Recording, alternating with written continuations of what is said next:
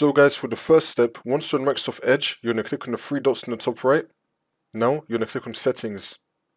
And then once you're on Settings, on the left hand side, you're going to click on About Microsoft Edge. And now this page will come up. Make sure your Microsoft Edge is fully up to date.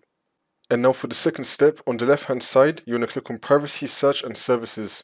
And now this will come up. Now once we're here, you're going to scroll down and then click on Choose What to Clear. Now once this comes up, you're going to set the time range to all time.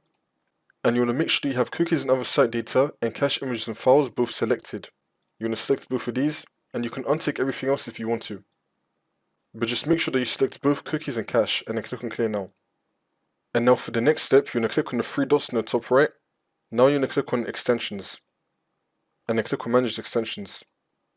If you see any extensions here that you think may be causing a problem, or any extensions that you don't recognize, then you want to remove them. Now you completing all those steps should have now fixed your problem.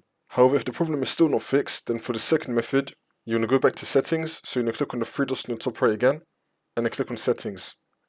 And now once you're on Settings, if you look on the left hand side, you're going to click on Reset Settings.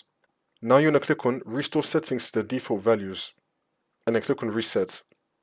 This should now fix your problem. If the problem is still not fixed, then for the next method, you're going to head over to Search and type in Add or Remove Programs. Click on it. And then once you're on this, you're going to scroll down till we find Microsoft Edge. Here it is. You're going to click on the three dots and then click on Modify. And then click on Yes.